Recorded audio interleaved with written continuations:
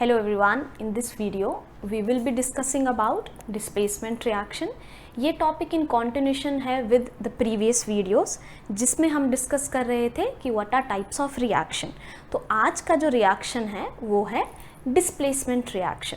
Now if I have to tell you in very simple language displacement reaction क्या है, as the name suggest, जैसा कि नाम बता रहा है, डिस्प्लेस, एक मेटल दूसरे मेटल का प्लेस लेगा. So I will write here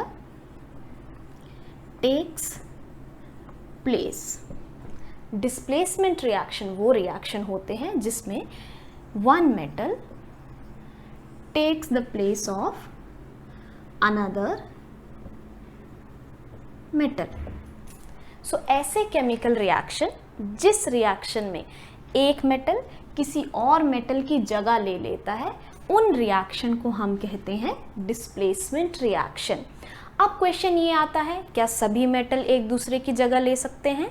इसका आंसर है मेटल जो कि ज़्यादा रिएक्टिव है. ऐसा मेटल जो ज़्यादा रिएक्टिव है वो डिस्प्लेस करेगा. डिस्प्लेस करेगा मतलब ये मेटल दूसरे मेटल की जगह लेगा. तो वो मेटल जो ज़्यादा रिएक्टिव है that will displace the other metal. As an example, अगर मैं कहूँ मेरे पास जिंक और कॉपर दो मेटल दिए हैं. जिंक मोर रिएक्टिव है एज कंपेयर टू कॉपर. तो किसी रिएक्शन में जिंक किसकी जगह ले सकता है? कॉपर की जगह ले सकता है.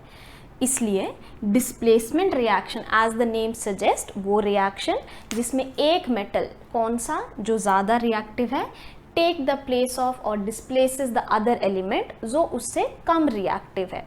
Now we will talk about example. अगर हम इसका कोई एग्जाम्पल लें, देयर इज़ वन एग्जाम्पल जो आप लेबोरेटरी में खुद भी कर सकते हैं.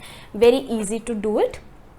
मैं इसको थोड़ा सा रिवर्स में एक्सप्लेन करूंगी. फर्स्ट आई टेल यू कि उस रिएक्शन में ऑब्जर्वेशन क्या होगी, मतलब आप क्या क्या चेंजेस देख सकते हैं, and then we will come on resulting कि ऐसा हुआ क्यों. रिएक्शन है ये, एक्टिविटी है ये. मैंने दो आयरन नेल लिए. आयरन नेल मतलब कील. कील सभी ने देखी होगी. मैं दो कील लूंगी और साथ में मुझे चाहिए कॉपर सल्फेट का सॉल्यूशन. ये आपको लेबोरेटरी से मिल जाएगा, किसी भी केमिस्ट्री लेबोरेटरी से. तो मैंने एक्सपेरिमेंट की स्टार्टिंग में क्या किया, दो आयरन नेल्स यानी कील लोहे की, छोटी या बड़ी कोई भी चल सकती है, और साथ में मुझे चाहिए कॉपर सल्फेट का सॉल्यूशन. इस सॉल्यूशन को मैं कैसे बनाऊंगी? कॉपर सल्फेट आपको लेबोरेटरी में मिल जाएगा. इसमें मैं ऐड करूंगी वाटर और बनाऊंगी एक क्लियर सॉल्यूशन. ठीक है. जैसे ही मैं इस सॉल्यूशन को बनाऊंगी, इस सॉल्यूशन का कलर है ब्लू. सो अभी तक मैंने क्या किया है, दो कीले ली हैं लोहे की और कॉपर सल्फेट सॉल्यूशन बनाया है जो कि है ब्लू कलर का. अब इसमें से एक आयरन नेल को डिप करूंगी इस ब्लू सॉल्यूशन में. कौन सा blue solution? Copper sulphate solution. तो दो में से एक लोहे की कील मैंने इसके सॉल्यूशन में डिप कर दी, दूसरे को मैंने ओपन एयर में रहने दिया. आफ्टर सम टाइम, जैसे ही कुछ टाइम बाद रिएक्शन होगा, हमारी ऑब्जर्वेशन क्या रहेगी, हमें क्या देखने को मिलेगा कि ये जो आयरन नेल मैंने कॉपर सल्फेट के सॉल्यूशन में डिप की थी, इसके ऊपर एक ब्राउन कलर सब्सटेंस डिपॉजिट हो गया है. क्या हो गया है? एक ब्राउन कलर सब्सटेंस डिपॉजिट हो गया है. साथ ही जो दूसरी ऑब्जर्वेशन है कि ये जो ब्लू कलर है ये चेंज हो जाएगा ग्रीन में. एक्सपेरिमेंट बहुत इजी है. Two iron nail, copper sulphate solution, दो में से एक आयरन नेल को मैंने डिप कर दिया कॉपर सल्फेट के सॉल्यूशन में.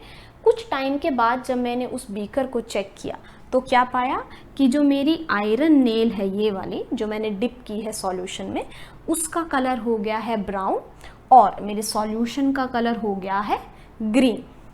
अब दो में से एक आयरन नेल जिसको मैंने कॉपर सल्फेट के सॉल्यूशन में डिप नहीं किया था उसका कलर रहेगा grey.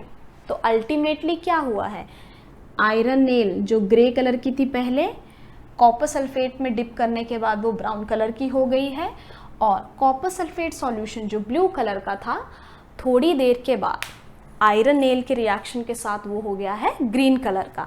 Now we have seen the observation कि अच्छा जब हमने ये एक्टिविटी की हमें आंखों से या आईज से तो ये ऑब्जर्वेशन मिल गई कि these are the changes which are happening. अब हमको उसकी रीजनिंग ढूंढनी है कि अगर ये कलर चेंज हुआ तो वाई दिस इज सो, ये कलर चेंज हुए क्यों, क्या कंपाउंड चेंज हो गया या केमिकल रिएक्शन हुआ या क्या हुआ। तो इसका आंसर है रिएक्शन इक्वेशन में। मैंने आयरन नेल ली थी, आयरन नेल का फॉर्मूला है Fe, लोहे का फॉर्मूला यही है। इसको मैंने डिप किया था कॉपर सल्फेट सॉल्यूशन में, ठीक है। जैसे ही रिएक्शन हुआ ये आयरन ने जगह ले ली कॉपर की, तो अब कॉपर की जगह मैं क्या लिखूंगी Fe, ये आ गया Fe, SO4 अपनी जगह, और ये कॉपर अब कहाँ जाएगा, जैसे आयरन पहले अकेला था अब कॉपर क्या हो गया, सेपरेट हो गया SO4 से। अब इफ यू सी केयरफुली ये एक मेटल है और कॉपर भी एक मेटल है, तो आयरन ने अल्टीमेटली क्या किया है, कॉपर की जगह ली है इस रिएक्शन में, मतलब one metal has displaces another metal. इसलिए ये कौन से टाइप का रिएक्शन है, डिस्प्लेसमेंट रिएक्शन। और पहले सॉल्यूशन का कलर ब्लू था क्योंकि उसमें कौन सा सॉल्ट प्रेजेंट था, CuSO4। थोड़ी देर के बाद कलर हो जाएगा ग्रीन, क्यों, क्योंकि जैसे जैसे रिएक्शन होता जाएगा मेरे पास क्या बनता जाएगा, FeSO4, और FeSO4 का कलर होता है ग्रीन। साथ ही यहाँ मेरे पास आयरन था इसलिए आयरन नेल का कलर था ग्रे। जैसे जैसे रिएक्शन होता जाएगा क्या बनता जाएगा, कॉपर जो कि डिपॉजिट, अगर ये मेरी आयरन नेल है इसके यहाँ पे क्या डिपॉजिट होता जाएगा, कॉपर मेटल, और कॉपर मेटल का कलर होता है ब्राउन। तो अल्टीमेटली कलर कहीं बाहर से नहीं आ रहे हैं, due to different formation of compounds, या नए कंपाउंड बनने से जिनके अपने कलर हैं, we do get different colour in displacement reaction. एक और इक्वेशन इसका एग्जांपल है Zn प्लस CuSO4। अब क्या होगा, जिंक किसकी जगह लेगा, कॉपर की, तो कॉपर की जगह मैं लिख दूंगी ZnSO4 प्लस, अब हमारे पास क्या बाकी रह गया, कॉपर, कॉपर चला जाएगा सिंगल। अब अगर FeSO4 का कलर था ग्रीन, ZnSO4 का कलर है वाइट, तो इस रिएक्शन में सॉल्यूशन का कलर कहाँ से कहाँ चेंज होगा, ब्लू से वाइट की तरफ, डिपेंडिंग ऑन कौन सा प्रोडक्ट बन रहा है कलर जो है सॉल्यूशन का चेंज हो सकता है। तो इस वीडियो के एंड में what will get to understand, displacement reaction वो रिएक्शन है जिसमें एक मेटल दूसरे मेटल की जगह ले लेता है, और कौन सा वाला मेटल किसकी जगह लेगा ये कैसे डिसाइड होता है, the metal which is more reactive that will displace the metal with less reactivity. दूसरा, जब हम प्रैक्टिकली इन रिएक्शंस को करते हैं तो समटाइम वी सी कि कलर चेंजेस हो रहे हैं, क्यों, क्योंकि पहले स्टार्टिंग में रिएक्टेंट की अमाउंट ज़्यादा है, that is why we get blue colour और any other colour depending on आप कौन सा रिएक्टेंट सॉल्यूशन ले रहे हैं। आफ्टर रिएक्शन क्योंकि मेटल को दूसरे मेटल की जगह लेनी है, कुछ और नए प्रोडक्ट्स बनेंगे, ड्यू टू दैट रीज़न आपके सॉल्यूशन के कलर चेंज होते हैं। और if you are taking iron nail, how we have taken in first example, आपकी आयरन नेल के ऊपर कॉपर की डिपोजिशन होगी। We will be studying about double displacement reaction, जो कि है in continuation with my previous videos of types of chemical reaction. अगर कोई वीडियो आपने नहीं देखी है, I will be sharing the link down below in description, please do read them so that आपको ये टॉपिक कॉन्टिन्यूशन में समझ आए। So today's class we will see कि ये डबल डिस्प्लेसमेंट रिएक्शन क्या होते हैं। अर्लियर इन डिस्प्लेसमेंट रिएक्शन हमने देखा था एक मेटल दूसरे मेटल की जगह ले लेता है ये भी डिस्प्लेसमेंट रिएक्शन, पर इसमें ऐसा अलग क्या हो गया कि हमें एक अलग कैटेगरी बनानी पड़ी जिसे कहते हैं डबल डिस्प्लेसमेंट रिएक्शन। तो as again name is suggesting, displacement मतलब कोई तो किसी की जगह लेगा, कोई तो in that sense in chemistry और इन दिस पर्टिकुलर टॉपिक में बात कर रही हूँ अबाउट मेटल्स। तो कोई मेटल किसी मेटल की जगह तो लेगा, बट जैसा डिस्प्लेसमेंट रिएक्शन में एक मेटल किसी दूसरे मेटल की जगह लेता है, यहाँ पर दोनों रेडिकल में एक्सचेंज होगा। रेडिकल से मेरा मतलब है आइंस, जो हम कैटाइन और एनाइन पढ़ते हैं वो हमारे आ गए रेडिकल्स या आइंस। तो डबल डिस्प्लेसमेंट रिएक्शन क्या है, जिसमें क्या हो, एक्सचेंज ऑफ आइंस। अब केमिस्ट्री में आइंस सिर्फ दो तरह के हैं, एक है कैटाइंस, दूसरे होते हैं एनाइंस। कैटाइंस जिनमें पॉजिटिव चार्ज हो और एनाइन जिनमें नेगेटिव चार्ज हो, ये दो हमारे आ गए आइंस। तो जब ये किसी रिएक्शन में एक्सचेंज हो जाएं, उन रिएक्शन को हम क्या कहते हैं, डबल डिस्प्लेसमेंट रिएक्शन है। अब इसमें एक मेटल एक्सचेंज नहीं हुआ है या एक मेटल ने दूसरे मेटल को एक्सचेंज नहीं किया है, हमने दो आइंस को एक्सचेंज किया है। ठीक है, एग्जाम्पल, अगर इसको एग्जाम्पल की तरह से समझें, मैंने एक सॉल्यूशन बनाया Na2SO4 का, दूसरा सॉल्यूशन बनाया BaCl2 का, ये एक सॉल्यूशन, BaCl2 दूसरा सॉल्यूशन। जब मैं इन दोनों सॉल्यूशन को मिक्स करूंगी, एज अ रिजल्ट मेरे पास कुछ प्रोडक्ट बनेगा। So let's break it down into ions first. क्यों? क्योंकि मैंने स्टार्टिंग में ही कहा डबल डिस्प्लेसमेंट रिएक्शन में क्या होना है, एक्सचेंज ऑफ आइंस होना है। एक्सचेंज ऑफ आइंस कैसे होगा, लेट अस से ये इस सॉल्ट का पॉजिटिव पार्ट होगा, ये इस सॉल्ट का नेगेटिव पार्ट होगा। कीपिंग इन माइंड मैं एक्चुअल वैलेंसी यहाँ नहीं लिख रही हूँ। देन Ba इस कंपाउंड का पॉजिटिव पार्ट होगा, Cl इस कंपाउंड का नेगेटिव पार्ट होगा। Now what we have to do, exchange of ions. तो पॉजिटिव हमेशा किसकी जगह लेता है, पॉजिटिव की। मतलब अगर मुझे आइन एक्सचेंज करने हैं, कैटाइन हमेशा किससे एक्सचेंज होगा, कैटाइन से ही। ऐसा कभी नहीं हो सकता कि पॉजिटिव आइन ने किसी नेगेटिव आइन की जगह ले ली। तो Na और Ba अपनी पोजीशन एक्सचेंज करेंगे, नेगेटिव पार्ट वैसा का वैसा ही रहेगा। One way of doing it, one way of doing what, one way of writing reaction of double displacement reaction. क्या होगा, पॉजिटिव पार्ट अपनी पोजीशन एक्सचेंज करेंगे, नेगेटिव पार्ट वैसे ही रहेंगे। अब प्रोडक्ट लिखते हैं, Na की जगह क्या लिखूंगी, Ba, ये आ गया मेरा Ba। साथ में नेगेटिव पार्ट को वहीं रखना है, ये क्या आ गया, BaSO4। दूसरा प्रोडक्ट क्या होगा, Ba की जगह अब क्या आ गया है, Na। Ba की जगह मैं लिखूंगी Na,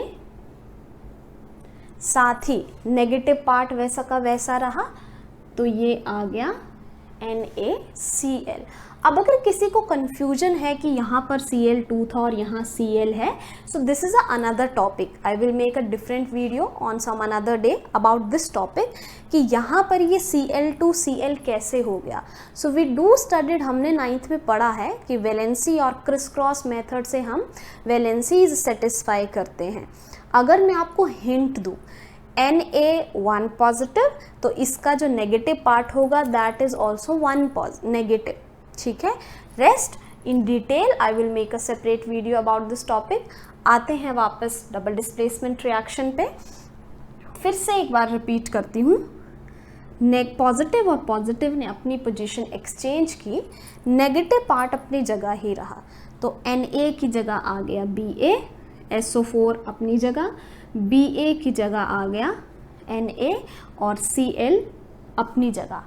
अब जो ये सब्सटेंस है इसका कलर है वाइट, और सॉल्युबिलिटी की बात करूँ तो it is insoluble in water. तो जैसे ही अगर मैं इसको पानी में घोलना शुरू करूं, ये नहीं घुलेगा, that means insoluble in water. NaCl जो है वो है सॉल्यूबल इन वाटर। अब क्या हो गया, हुआ तो डबल डिस्प्लेसमेंट रिएक्शन ही। कैसे? आयंस एक्सचेंज हुए, एक्सचेंज ऑफ आयंस हुआ, प्रोडक्ट भी बन गया। बट एक प्रोडक्ट ऐसा है जो इनसॉल्यूबल इन वाटर है। तो ऐसे प्रोडक्ट जो क्या हो, इनसॉल्यूबल इन वाटर हो, और किस चीज़ से बने? By mixing of two solution. मैंने स्टार्टिंग में 2 सॉल्यूशन ही लिए थे। एक सॉल्यूशन था Na2SO4 का, दूसरा सॉल्यूशन था BaCl2 का। तो जब 2 सॉल्यूशन मिक्स होके एक इनसॉल्यूबल सब्सटेंस बना दे, इस इनसॉल्यूबल सब्सटेंस को बोलते हैं प्रेसिपिटेट। और जिस रिएक्शन में ये प्रेसिपिटेट बनेंगे उस रिएक्शन को क्या बोलेंगे? Precipitation reaction. तो ऐसा रिएक्शन जिसमें 2 सॉल्यूबल सॉल्यूशन को मिक्स करो, वो एक इनसॉल्यूबल सब्सटेंस प्रोड्यूस कर दें, उस इनसॉल्यूबल सब्सटेंस को कहेंगे प्रेसिपिटेशन। और जिस रिएक्शन में वो बने उस रिएक्शन को कहेंगे प्रेसिपिटेशन रिएक्शन। इसलिए you will find in your books कि डबल डिस्प्लेसमेंट रिएक्शन को कई बार सिंपली प्रेसिपिटेशन भी कहा जाता है। क्यों कहा जाता है? क्योंकि फाइनली डबल डिस्प्लेसमेंट रिएक्शन में क्या है, एक इनसॉल्यूबल सॉल्ट बनेगा। इनसॉल्यूबल सॉल्ट जो बनेगा उसका खुद का नाम प्रेसिपिटेट और रिएक्शन का नाम है प्रेसिपिटेशन। तो in end of this topic हमें क्या पता लगा कि डिस्प्लेसमेंट रिएक्शन है तो लगभग डिस्प्लेसमेंट रिएक्शन जैसे ही, डबल डिस्प्लेसमेंट है लगभग डिस्प्लेसमेंट जैसे ही, पर क्या फ़र्क है? डिस्प्लेसमेंट में हम एक मेटल को दूसरे मेटल से एक्सचेंज करते हैं, जबकि डबल डिस्प्लेसमेंट रिएक्शन में आयंस एक्सचेंज होंगे। अगर आप पॉजिटिव आयंस एक्सचेंज कर रहे हैं तो नेगेटिव अपनी जगह पे ही रहेंगे, या इसको दूसरी तरह भी कर सकते हैं, नेगेटिव और नेगेटिव को एक्सचेंज कर दीजिए, पॉजिटिव वाले अपनी जगह पे ही रहेंगे, then also you will get the same product. अब प्रोडक्ट में क्या है, एक जो है वो इनसॉल्यूबल हो गया, तो इनसॉल्यूबल प्रोडक्ट को हमने नाम दे दिया प्रेसिपिटेट और रिएक्शन को हमने नाम दे दिया प्रेसिपिटेशन।